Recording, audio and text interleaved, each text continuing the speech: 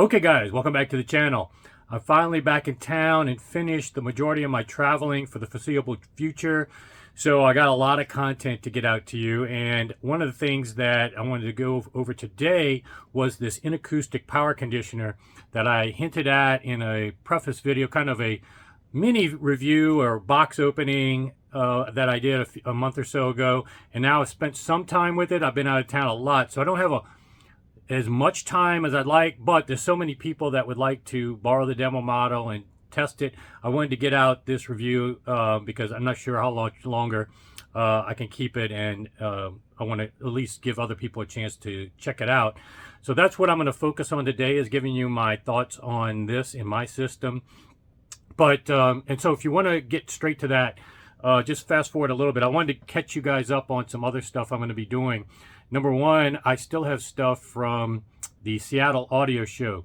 Two things in particular. I didn't spend a whole lot of time in my wrap-up video. I did speak for 40 minutes straight, but even that wasn't enough. I should have probably talked a little bit more about that Genesis room, but that room was so busy that I think I'm going to do a Zoom interview with Gary Coe and Steve McCormick, because with everything going on with the MoFi stuff, and I'll have a video on that as well, it was great to hear people that are legit, participated in direct-to-disc recordings. We heard one-steps, we heard lacquers. That's one of the benefits of being a member to my site. I put, among other things, I put that in the membership section. So if you want to join and get a part of my WhatsApp group too, you'll also hear what I did this past weekend, which didn't really have to do with audio, but on the clothing side, crazy stuff. Actually, let me go ahead and tell you, it actually had a little bit to do with music, because some of the clothes that my friend bought were things that were worn on stage by very famous musicians and celebrities like Beyonce, Katy Perry, Gwen Stefani. So a shout out to Jacob Meyer at For the Stars Fashion House on Melrose. I've known that place for a long time, but now a friend of mine and our group went there this past weekend, had a great time, and I guarantee you I'll have some fun video stuff, not audiophile related, so it'll probably be in the membership section, but related to some parties that we're going to be invited to both in Vegas and LA in the coming future. So if you like that side of the channel and stuff like that, just an FYI. But on the audiophile side, I still have a ton of stuff from my friend Doug's system in New Orleans. Had some updates, so those that have been longtime subscribers want to see what's been going on there. I've got a lot of updates on that. And then related to the Seattle show as well was on the very last minutes of the show, when people were packing up in the marketplace, I got to meet this gentleman with King Rex Electrical, and he is one that participated in Michael Fremer's big house rewiring project that many of you probably are aware of, and Michael Fremer made a big deal about how it transformed his system. So he's actually coming to Houston, and I'm going to be spending some time with him. He's going to check out my house. So we're going to maybe film some videos. Most of that will be in the public section. There will be some in the some stuff already in the private membership section, but that we've been talking about. So stay tuned for that. And then I've got still music clips from Rick Brown's house, that $1 million audio system. So there's a lot of stuff coming down the pike now that I'm back in town. But today I wanted to talk about the Inakustik and get that review out the way for now. And one thing that this parlays into what I was talking about with the King Rex Electrical is, now, after experiencing the positive benefits, just in short, the positive benefits, I have found no negatives with this Inakustik power conditioner, which is as rare as it gets in the power conditioner, because almost all power conditioners, in my experience in the past, have had some positives, but some also negatives related to, especially when you plug amps into it. And so let me go through my checklist real quick of what I look for in a power conditioner, because it may differ from you. And also, power conditioner results will be system dependent, because in some cases you can plug your amps into almost any power conditioner. If you've just got a flea watt amplifier and very efficient speakers, you're not that extra resistance or whatever is in the signal path, or the current delivery may not be impacting your results. On the flip side, it could be even more dramatic and worse than mine. I have very efficient speakers, so you could have even worse experience with certain power conditioners than I've had. So you have to consider, and grounding. I have pretty good grounding here, although this piece, if you watch that first video I did, improved the grounding before I even turned on everything. You could hear less noise from one speaker.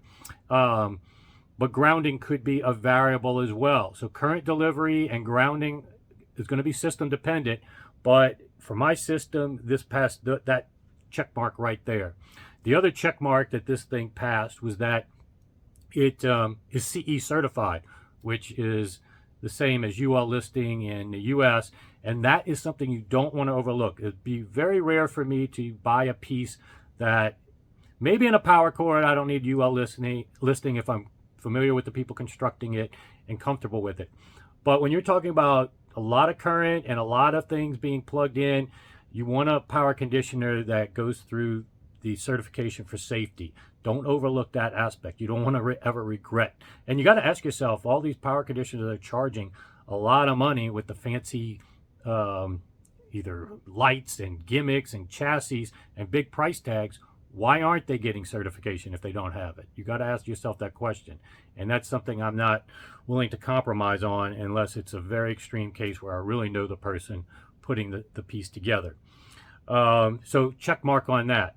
And like I said, current delivery is the main thing that, and grounding are the two things I look for in a power conditioner. The filtering, as I mentioned before, is kind of overrated. Your power supplies in your equipment automatically do, or at least they should do, what most of these power conditioners do, and probably do it even better in many cases. So filtering, yes, you can show with these noise sniffers and gauges how a power conditioner can take what's in and what's out comes out clean. But if you were able to measure inside your gear after it goes through the power supply of your gear, it would also come out clean as well. So don't get, not fooled per se, but don't put too much weight into that filtering, because there's sometimes a trade-off for all that filtering. The current delivery is the trade-off. You don't get as much current delivery. And then, like I said, you can't plug amps into it. And then you don't get the grounding benefit because all your pieces can't be plugged into one outlet. So these are all the variables I want you to be thinking about, because I could just sit here and give you a bunch of audiophile jargon on how this improved the sound, but it's better to understand the variables that go into a power conditioner and any equipment reviews, and get an understanding to kind of have some intuition of how this could work for you. And again, this review, I'm not putting this on a little lazy Susan with fancy lights and giving you all the, you know, background music to make this cool review. If I know there's a lot of channels that do that, and more power to them. You know, I'm just not interested in reviewing Buchardt speakers and doing all that fancy lighting stuff. More power to those guys doing it. This is not really a channel for reviews anyway. This is one of the rare pieces that I took in on review because I was intrigued with the brand. Usually I just review stuff that my friends own, I own, and give you pretty much a narration of my audiophile journey, not a review channel. So I'm not really interested in taking in a lot of equipment like I did here for review. Just an FYI. So it's not going to be, it's going to be a little bit more primitive than all these review channels. But important thing to note is what are things that will apply to you. And on top of the certification, current delivery, and grounding benefits, then you get into the subjective side, the qualitative things. What did you hear that improved it? And what do those things that I just mentioned translate to when you're listening to music? And again, it will be system dependent. It will even be dependent on what volumes you listen to and how resolving your system is, and how good your power supplies are in the equipment. The better your power supplies are in your equipment, ironically, could negate how much difference you hear with a power conditioner. Obviously, the grounding benefits can override a lot of that. And we know that things related to power do get through to your speakers. That's what ground loops are, okay? So that alone tells you that power delivery is important to your gear. And don't just think of when the chassis ends, you forget about everything else. That's why I'm talking to the guy with King Rex and about looking at my system, everything all the way back to the breaker panel. I just ironically just came from 3MA Audio, where a gentleman came in with a piece, a big amplifier, a P5 Anthem amplifier that wasn't able to power his home theater setup properly. And you scratch your head, that thing is huge amplifier. It's not one of these dinky receivers. It's huge, should have plenty of power delivery for almost any speakers. But guess what happened? He was plugging both. It has 2 power cords even. That's how powerful this amp is. But he was plugging both of them into a power conditioner. So on top of the grounding benefit that I just mentioned, current delivery efficient can be impacted by these power conditioners and negatively impact the performance. And it was struggling and overheating and stuff. So there are things related to your power delivery. I know the objectivists say in most cases it shouldn't, and they're probably right. You know, you can get away with molded power cords and get away with, you know, no fancy outlets, no fancy wiring sometimes. But there are situations like this gentleman found. You do not just want to put anything in line with your power delivery and think that it's still going to perform the same. Things can impact the performance of your gear. And so this one has passed all the tests that I, before I even put it in my system, does it take check marks for all of those key areas. Now, in terms of subjectively, here's the other things that I do. I go through my playlist and I don't make a judgment after 1 song, 2 songs, and I try not to even listen intently, because one thing that happens when you're reviewing gear, if you're trying to listen for something, guess what? You'll find it. You know, your mind will play tricks on you. And anybody that claims they're immune to placebo effect, confirmation bias, all that stuff, they're just kidding themselves. Anybody can be susceptible to those things. So it's best to kind of listen casually in the background with your music playing. I play 200 tracks, and see if anything ever pops out when a song comes on that you've never heard before, or something better or worse. And that's what I was doing with this piece in the system. And I was consistently hearing at certain parts in certain songs, not a lot, but I was consistently hearing, man, that sounds better than it. And then again and again. So it became more of a consistent thing, not an isolated thing on one track only. And another thing that I look for on top of that when I'm reviewing for my own purposes is certain things like when I take the gear out. That's what I did with did I take it out and did I miss it? Because sometimes if you only do it one way, put it in, hear something, then you can be convinced that it was all related to this, but it could be other factors that day. Your mood may be different for listening to that song. All kinds of variables and confirmation effect, placebo effect. But what I did is I took this out of my system and I missed it. And so that was another subliminal tell. The other thing I look for when I put it back in is subliminal things like with my head bobbing or feet tapping on songs that, you know, I like more so than normal, or even on songs that I don't like. And here was a big tell with this Inakustik, before I get into subjective jargon. That's things I like to do last. But Keith Don't Go is a song that is in my reference playlist because everybody's got it and you want to use it as a benchmark. But I almost never play it all the way through. You know, I'm just so sick of it. I've heard it a million times. But when I was listening to it with the Inakustik in place, I listened to it all the way through, and at the end I was like, holy crap, I listened to that whole song. I never do. But it was so good.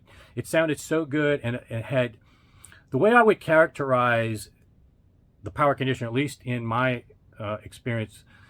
Power conditioners, for the most part, can have subtle differences depending on the grounding and situation you have before you put it in. But for me, this one makes subtle differences, but they're important. A lot of these tweak and manufacturer companies, you'll go to them and they always say, oh, the difference is not subtle. You know, well, tell me what it is. You know, if it's not subtle, you're trying to imply it's a lot. Mostly with tweaks and accessories, the improvement you have, if any, is going to be subtle, and you have to determine whether it's important or not and worth the money. And that's going to be a variable with this Inakustik that you'll have to judge based on your budget. I think it's around $3,500.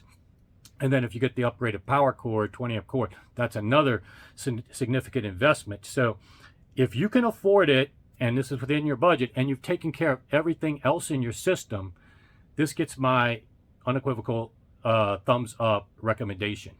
When you're getting in that, I have done some videos on tweaks and accessories like cables and vibration control and even power conditioners.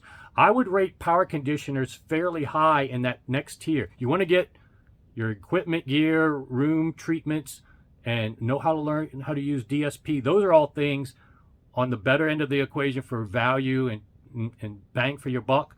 But when you start talking about its tweaks and accessories, I would rate a power conditioner pretty high in terms of making a difference if it meets all those check marks, doesn't negatively impact your system. The positive benefits, I think, are even better than cables and could be even better than vibration control in many respects. Because the grounding, like I said, right from the start, you can lower your noise floor. If you have a ground loop hum or some issues with ground potential between your gear, that can, cure that right away.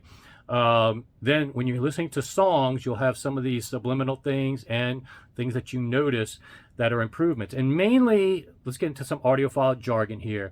It's mainly in the transients seem a little more real, not hyper etched, not overly smooth, but the transients seem more real. And then also the decay of notes just seemed a little bit longer and a little bit more resolution in the decay. So those two things combined are subtle. In some songs, it's not going to change whether you like the song or don't like the song, or enjoy it too much. But over the long haul, it makes you listen, enjoy the songs, and then keep perking your ears up. Oh, that's something I really haven't noticed. That decay or that initial transient really isn't as etched, And so, again, for different speakers, different situations, where you are right now with your system, the delta of what you notice may be different.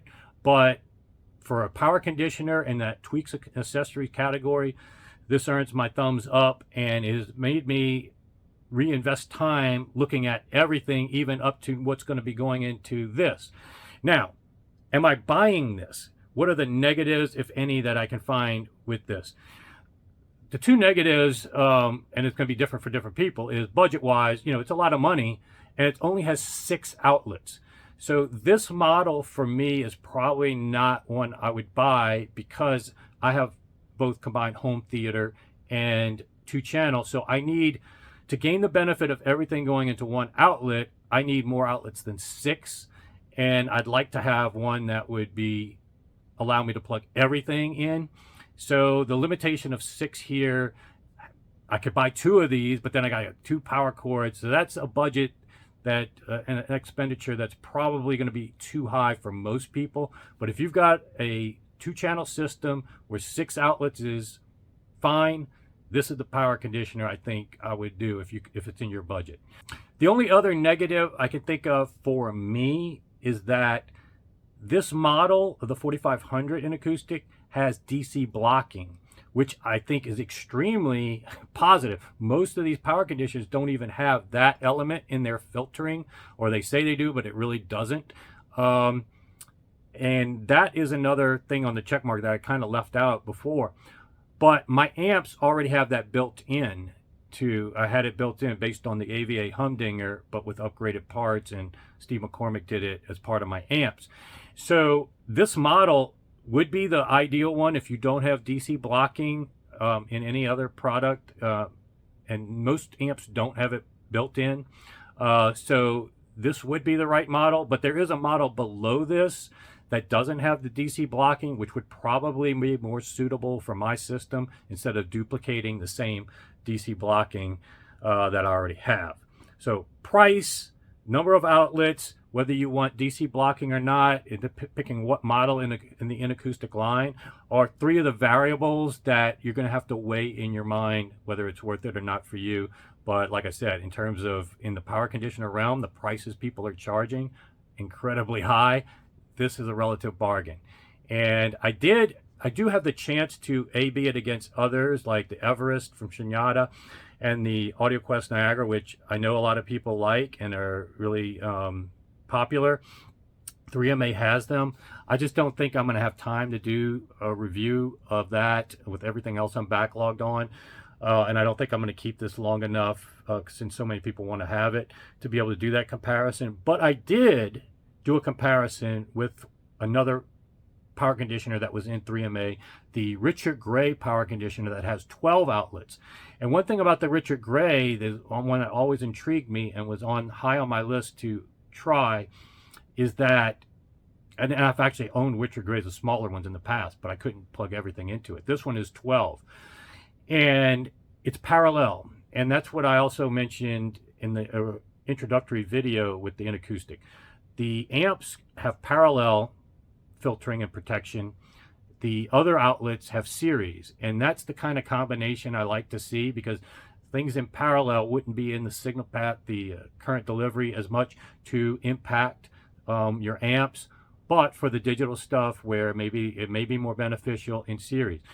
The Richard Gray is more parallel altogether, and so wouldn't have as much potential as well for negatively impacting your amplifiers, and you can gain that grounding benefit, plug everything into it, 12 outlets. So I thought this one might be a good competitor for the Inakustik for my system and my preferences and my needs. And sure enough, it was. I didn't find it as good as the Inakustik sound quality wise. I felt it sounded good, but everything sounded more composed. And how does that translate? It's an audiophile maybe term, but how does it translate to what maybe translated to you guys in a more detailed manner? And when I say composed, everything sounded great, and probably in an AB, you might like a composed sound. But when I say composed, I think things sounded a little more rolled off at the extremes from the bass and the top end, such that a little less air and a little less extension in the bass. So there may be something with the Richard Gray that, you know, impacts the power supplies, however it reacts, at least with my gear, such that I felt it sounded good, and eventually I got used to it, such that probably at the price point and with 12 outlets, putting that in my system is maybe the best option for me because of all the trade-offs, versus ideally I'd like to just have 2 of these with 2 of the 20 amp power cords. But that might be an AB that you'd want to do if you have a different budget or need a lot of outlets. Like I say, I think the AudioQuest Niagara has had some people that enjoy it and like it. It just hasn't intrigued me that much, but I'd like to AB it. Shunyata, Everest, I know some people that have that and are happy with it. I'd like to AB it to that, but I've tried tons of power conditioners in the past. This was the only one that really interested me enough to try, and that's why I wanted to do this review, which is not really the goal of my channel, and share that with you. Again, if you have any questions, list them in the comments. I got plenty else to come, so I just wanted to get this out to you real quick, and I'll see you back here soon with plenty more.